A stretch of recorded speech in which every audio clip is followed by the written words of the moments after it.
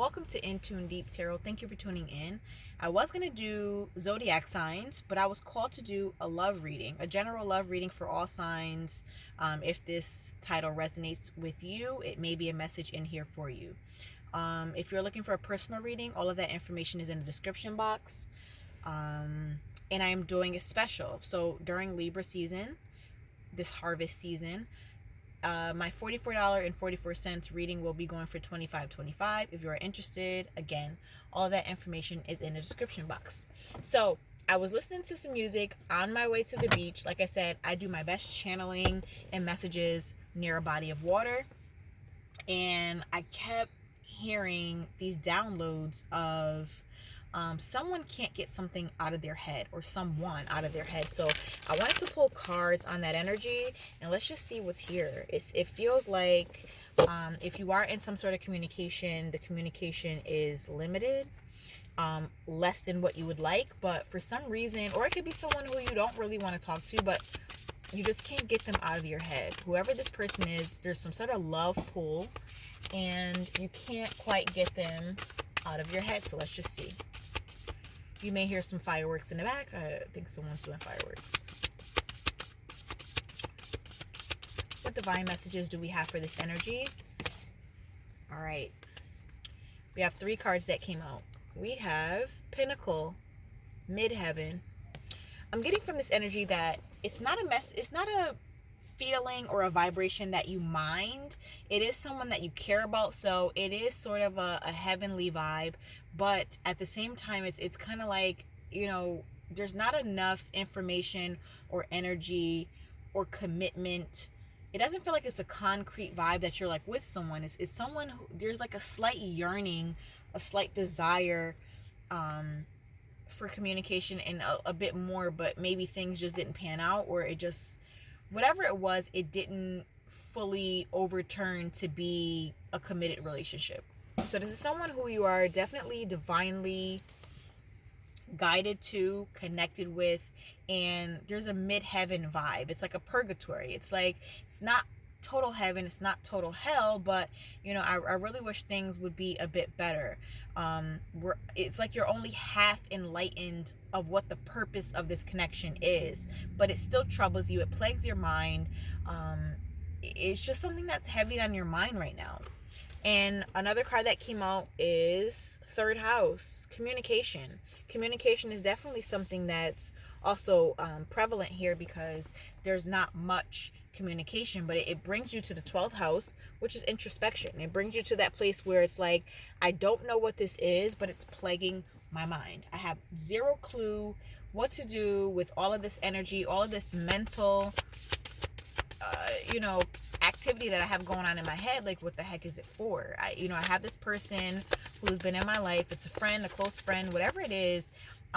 It's just really something that it's kind of annoying, because you don't really know what it is, but you can't kind of leave it alone, because there's such a heavy soul connection there. It could be a past life soulmate. It could be something. Not all soulmates are meant to be romantic. Some people are just a part of our soul family, and the pull is real, and it's for a reason of some sort in our lives. It's like the Wheel of Fortune card. It's destined and fated to be in your life, but you just don't quite know what it is yet. I'm gonna pull one more Star Codes Astro, see what divine messages we have for this energy. One more card, please.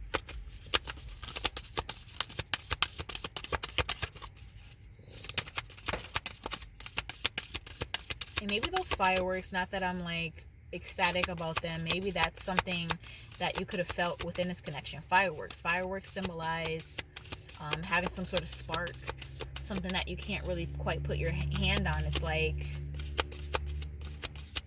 a phenomenon. It's something that you can't explain. Oh, we have too many. Let's just get the one that turned over. The 2 that turned over. We have we have, Sagittarius, expand. Something about this energy is going to expand. Probably when you're not quite sure when. Probably not. It's probably going to be some sort of surprise. Sagittarius energy is about someone maybe hunting or having a sharp eye towards something. There is tension within this relationship. Not sure why, but I think it's probably because the two of you may be so much alike, maybe mirroring each other, just like these birds right here. It says square, semi-square. There's some sort of squaring energy. And then the last one, we have investigate. It's like you're still under this whole connection is still under investigation. You just don't quite you don't know like what the heck it's for. It's ridiculous, and it, like I said, it plagues your mind, and you're just not sure why you feel this way. Let's get a couple tarot cards to clarify some of this energy.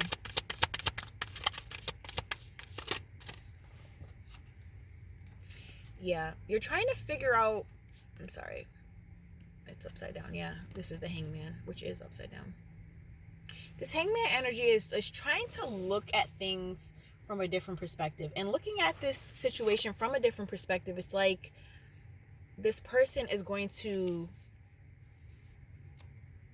excel in their spiritual journey because they're choosing to look at things from an enlightened perspective. You're not being a victim, they're not being a victim, but whoever in this connection is moving away from this troubled energy of this just mental anguish, this overthinking, and you're trying to balance it out, trying to manage what it is, because clearly it's not something that you can get rid of. It's not someone who you can cut off, even though I feel like a lot of you have tried to just kind of do away with this relationship, but it's like it pulls you back in. There's a reason, a season and a reason why this relationship, situationship, connection is in your life. It's like it may not be as, what do I want to say, as consistent as you'd like it, but it is definitely something that, like, you know, with this person, you can skip, you don't skip a beat when you come back. And I think right now, all of you, or some of you, are really careful with your energy, trying to protect your mental energy, trying to protect your heart, trying to protect yourself, and trying to ground yourself in that energy. And you know what? You're kind of saying, I'm going to be taking everything slow, taking it as it comes. If this energy is slow, you know, this is just what it is right now. More divine messages. Focusing on your stability right now. A lot of us are in this energy where the best thing you can possibly do in this capitalist system that I personally live in, where I live, the best thing you can possibly do is sit, wait, and be patient. But while you're doing that, working on your stability. It's very important to work on your stability because, you know, as much as people hate money or hate material, it's something that, you know, we have to live by, and it's just a part of our lives, whether we like it or not. When they come up with a different system, I hope we do have it. But, you know, for now, we do have to work on our stability, because if we're not stable, then a lot of other things kind of, or if we don't at least feel stable in our financial security, we will feel pretty terrible in a lot of other ways. We have the Tower card. The Tower card is divine intervention. I feel like there's some sort of shift that's going on in this connection that is divinely orchestrated, whether you want to move away, and, you know, it's just not time for you to move away. There will be a divine redirection to move you back together. Or if you are too close and you shouldn't be close, there will be a divine redirection to set you apart, because right now it's not time to come into union with this person. We also have bottom of the deck, the Four of Swords, which talks about some sort of healing. I feel like there's some sort of heartbreak or disappointment in this connection where you're now in a period of, or have done a lot of healing, and because of that, you don't want to go backwards. You don't want to be impulsive. You have already had your awakening to the situation. You know there's connection. You don't want to move too fast and make mistakes, but you also can't walk away because the connection is so strong.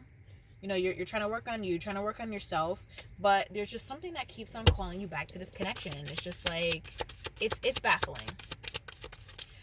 Few more divine messages. Yeah, we just were talking about that impulsive energy.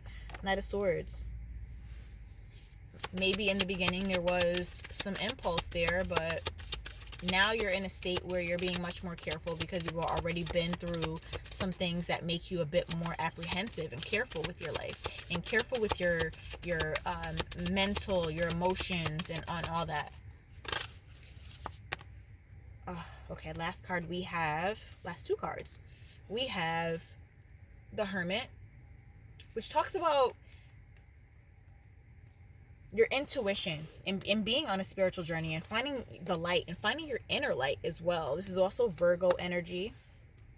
It's being on a spiritual journey, being vulnerable, going through ups and downs, and going through trials and tribulations, and coming out okay. Going through this metamorphosis, going through this portal, going through many portals, and also overcoming them as well. And also we have the Fool card, which talks about like a new beginning. It's that innocent energy. I can tell by this card coming out that there are those of you out there, probably most of you or all of you, who are still ascending, and you have not lost your hope. You have not lost your innocence and your what am I trying to say? Your desire to still be adventurous, to still take risk, to still move forward after much disappointment, heartbreak, and other things in life. And I feel like you do it all with a smile on your face, even though there has been a lot of heartbreak and pain in your life. That's awesome. I think we're all supposed to stay very optimistic and not let some of the things in life get us down. I do want to pull an alchemy card to see what alchemy or alchemical messages we have, since we are all on this spiritual journey to betterment. Let's see. Let's get one of these beautiful alchemy cards. Let's see what message comes out. And here we go. Already gold. Gold comes out. And so does silver. I wonder what that means. You know what? We're going to have to read both. Gold and silver. Let's read from the book, because the book always has such enlightening and eye-opening messages. I don't want to miss anything. So we are going to read from the book. Gold. It says, your gold may be entirely different from someone else's. It is important for the alchemists to respect their own unique journey toward a righteous and resplendent goal. In some wisdom traditions, gold is seen as a nectar, a sap, a honey-like substance coming from trees, bees, and even the pineal gland. Open yourself to gold's infinite sources. Illumination, splendor, culmination.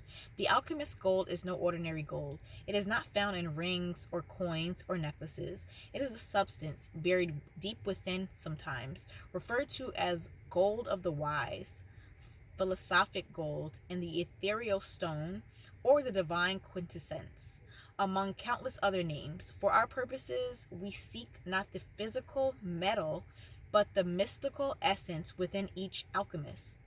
How do we recognize it? It mimics guidelines, qualities of the metal itself, soft and radiant, and its planetary counterpart, the sun, warm and bright.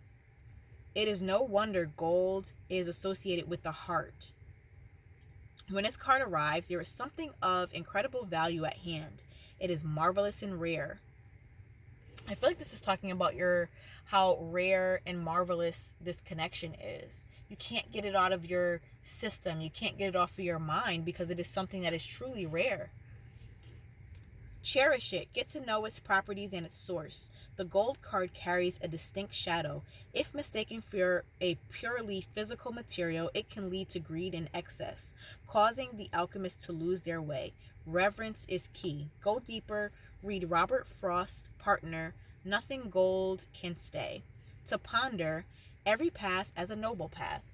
So I feel like if you are opening your eyes to this connection more and more, as I know you are, think of this as something that is going to reveal itself in time. Try not to figure it out. Try not to be so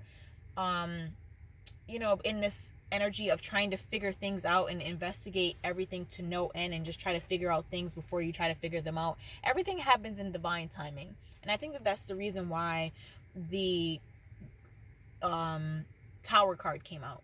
The Tower card is divine intervention. If things are going wrong and it's not supposed to go that way, the way the divine planned for it to go, you will receive some sort of divine redirection. It may not be comfortable, but it will redirect you to the path that is for your highest good. And I really do believe that this gold card, especially if it's associated with the heart chakra, I feel like it's opening some hearts that may have been cold. Like I said, it's also its planetary counterpart is the sun, which is warm and bright. If anyone who had any coldness or chill in their spirit, I feel like at this point this gold is going to warm and brighten things up, brighten up this connection, brighten up the hearts that are cold. Again, this is a mysterious and rare thing between the two of you. This connection is something that pulls you for a reason. It's a divine reason why it's in your life. The next one we have is silver. Silver says, silver is known as a metal of the moon. Wow, we have the sun and the moon. This, before I even get into reading more, I feel like the two of you are opposites, but you complement one another. This connection is showing you the beauty of two different people who are just as beautiful, very different. And the two differences are coming together for one very beautiful thing. That's what I get off the bat for this silver and gold. If one is the moon, the other is the sun. Says silver is known as the metal of the moon, and the brain is known as the silver organ. Therefore, meditation is key to unlocking this metal's secrets. Silver is mirror-like, cold and dense. How do these qualities affect the surrounding cards in the reading? How does silver reflect onto others? Silver, lunar, reflective, chrome. Amidst its upper echelon status, silver shines eternally in second position. It is the lesser sibling, the one that's not quite there yet. A true alchemist does not resist this truth, but rather studies its subtle implication in its wisdom. I feel like this silver is speaking of that this is, when it says not quite there yet, I feel like this connection has not ripened quite yet. I feel like it's going to go from a silver position to a gold position. I feel like one of you is silver and the other is gold. One is more like the moon, one is more like the sun. And that doesn't mean that, whoever is the silver energy is lesser than the gold. It's just talking about the different dynamics and how they work together and gel together to make this beautiful connection. Silver requires polishing, or the surface tarnishes over time. Mirrors require cleaning, or the image clouds and distorts, whereas gold sustains its own malleable radiance. I need my glasses. I apologize. Silver asks for our participation. We must work at it. This connection is forcing you to work at it. Even if it's not like directly working on yourselves, will be directly working on this connection.